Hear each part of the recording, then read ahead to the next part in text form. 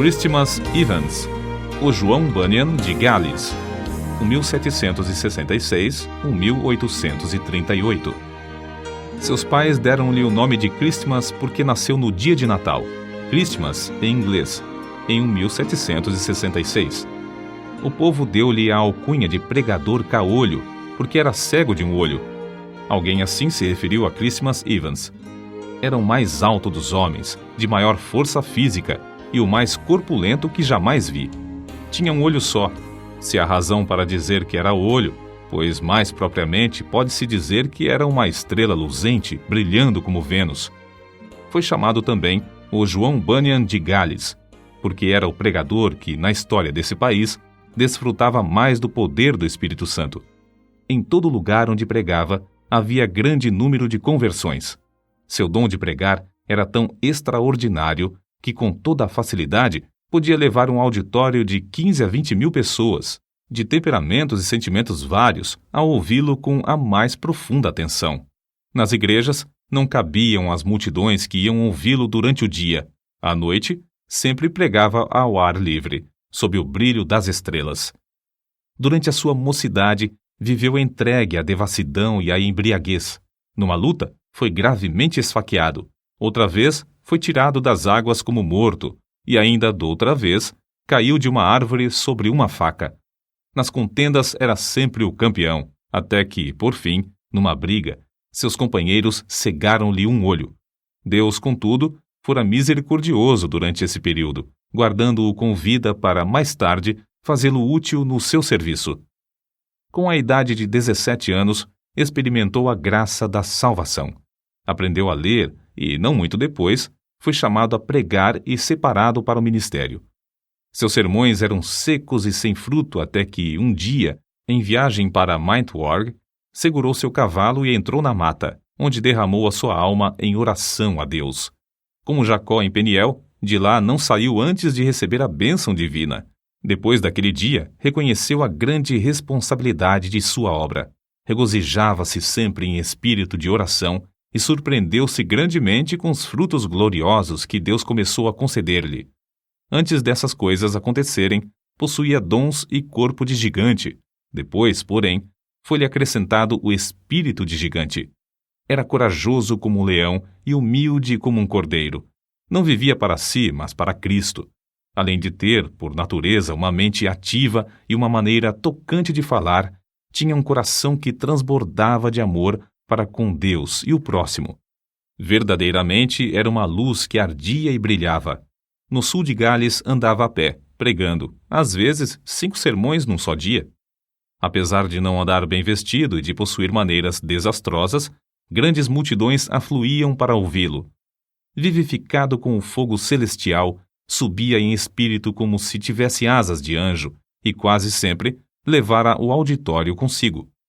Muitas vezes, os ouvintes rompiam em choro e vivenciavam outras manifestações, coisas que não podiam evitar. Por isso, eram conhecidos como saltadores galeses. Era a convicção de Evans que seria melhor evitar os dois extremos, o excesso de ardor e a frieza demasiada. Deus, porém, é um ser soberano e opera de várias maneiras.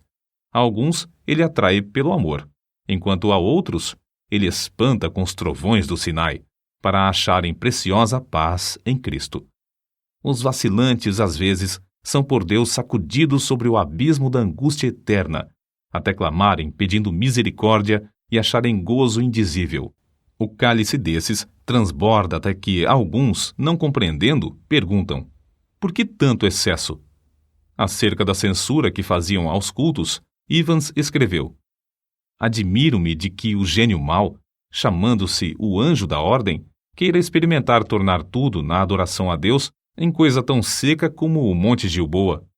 Esses homens da ordem desejam que o orvalho caia e o sol brilhe sobre todas as suas flores, em todos os lugares, menos nos cultos ao Deus Todo-Poderoso. Nos teatros, nos bares e nas reuniões políticas, os homens comovem-se, entusiasmam-se e são tocados de fogo como qualquer saltador galês. Mas, segundo eles desejam, não deve haver coisa alguma que dê vida e entusiasmo à religião. Irmãos, meditai nisto. Tendes razão ou estáis errados? Conta-se que, em certo lugar, havia 3 pregadores para falar, sendo Evans o último. Era um dia de muito calor. Os primeiros 2 sermões foram muito longos, de forma que todos os ouvintes ficaram indiferentes e quase exaustos. Porém, depois de Evans haver pregado cerca de 15 minutos sobre a misericórdia de Deus, tal qual se vê na parábola do filho pródigo, centenas dos que estavam sentados na relva, repentinamente, ficaram em pé. Alguns choravam e outros oravam sob grande angústia. Foi impossível continuar o sermão. O povo continuou a chorar e orar durante o dia inteiro e de noite até o amanhecer. Na ilha de Anglesey, porém, Evans teve de enfrentar certa doutrina chefiada por um orador eloquente e instruído. Na luta contra o erro dessa seita, começou a esfriar espiritualmente. Depois de alguns anos, não mais possuía o espírito de oração nem o gozo da vida cristã. Mas ele mesmo descreveu como buscou e recebeu de novo a unção do poder divino, que fez a sua alma abrasar-se ainda mais do que antes. Não podia continuar com o meu coração frio para com Cristo, sua expiação e a obra de seu Espírito. Não suportava o coração frio no púlpito, na oração particular e no estudo, especialmente quando me lembrava de que, durante 15 anos, o meu coração se abrasava como se eu andasse com Jesus no caminho de Emaús. Chegou o dia, por fim, que nunca mais esquecerei. Na estrada de Dowdley, senti-me obrigado a orar, apesar de ter o coração endurecido e carnal. Depois de começar a suplicar, senti como que pesados grilhões que caíssem e como que montanhas de gelo se derretessem dentro de mim. Com esta manifestação, aumentou em mim a certeza de haver recebido a promessa do Espírito Santo. Parecia-me que meu espírito inteiro fora solto de uma prisão prolongada, ou como se estivesse saindo do túmulo num inverno muitíssimo frio. Correram-me abundantemente as lágrimas, e fui constrangido a clamar e pedir a Deus o gozo da sua salvação, e que ele visitasse de novo as igrejas de Anglesey, que estavam sob meus cuidados. Tudo entreguei nas mãos de Cristo. No culto seguinte, senti-me como que removido da região estéril e frígida de gelo espiritual para as terras agradáveis das promessas de Deus. Recomecei, então, os primeiros combates em oração, sentindo um forte anelo pela conversão de pecadores, tal como tinha sentido em Lane. Apoderei-me da promessa de Deus. O resultado foi que vi, ao voltar a casa, o Espírito operar nos irmãos de Anglesey, dando-lhes o espírito de oração com importunação. O grande avivamento vivido pelo pregador contagiou o povo em todos os lugares da ilha de Anglesey e em todo o Principado de Gales. A convicção de pecado, como grandes enchentes, passava sobre os auditórios. O poder do Espírito Santo operava até o povo chorar e dançar de alegria. Um dos que assistiram ao seu famoso sermão sobre o endemoniado gadareno conta que Evans retratou tão fielmente a cena do livramento do pobre endemoniado, a admiração do povo ao vê-lo liberto, o gozo da esposa e dos filhos quando voltou a casa, curado, que o auditório rompeu em grande riso e choro. Alguém assim se expressou. O lugar tornou-se um verdadeiro boquim de choro. Juízes, capítulo 2, versículos 1 ao 5.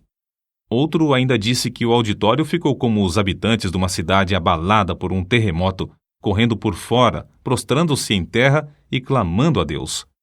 Não semeava pouco, portanto colhia abundantemente. Ao ver a abundância da colheita, sentia seu zelo arder de novo, seu amor aumentar, e era levado a trabalhar ainda mais. A sua firme convicção era de que nem a melhor pessoa pode salvar-se sem a operação do Espírito Santo, e nem o coração mais rebelde pode resistir ao poder do mesmo Espírito. Evans sempre tinha um alvo quando lutava em oração. Firmava-se nas promessas de Deus, suplicando com a persistência de quem não pode desistir antes de receber. Dizia que a parte mais gloriosa do ministério do pregador era o fato de agradecer a Deus pela operação do Espírito Santo na conversão dos pecadores. Como vigia fiel, não podia pensar em dormir enquanto a cidade se incendiava. Humilhava-se perante Deus, agonizando pela salvação de pecadores, e de boa vontade gastou suas forças físicas e mentais na fala de seu último sermão, sob o poder de Deus, como de costume. Ao findar, disse: "Este é meu último sermão." Os irmãos entenderam que se referira ao último sermão naquele lugar. Caiu doente, porém, na mesma noite. Na hora da sua morte, 3 dias depois, dirigiu-se ao pastor, seu hospedeiro, com estas palavras: "O meu gozo e consolação é que, depois de me ocupar na obra do santuário durante 53 anos, nunca me faltou sangue na bacia. Prega Cristo ao povo." Então, depois de cantar um hino, disse: "Adeus, adeus." E faleceu. A morte de Christmas Evans foi um dos eventos mais solenes de toda a história do Principado de Gales. Houve choro e pranto no país inteiro. O fogo do Espírito Santo fez os sermões desse servo de Deus abrasar de tal forma os corações que o povo da sua geração não podia ouvir pronunciar o nome de Christmas Evans sem ter uma lembrança vívida do filho de Maria na manjedoura de Belém, do seu batismo no Jordão, do jardim do Getsêmani, do tribunal de Pilatos, da coroa de espinhos, do Monte Calvário, do Filho de Deus imolado no altar, e do fogo santo que consumia todos os holocaustos, desde os dias de Abel até o dia memorável em que esse fogo foi apagado pelo sangue do Cordeiro de Deus.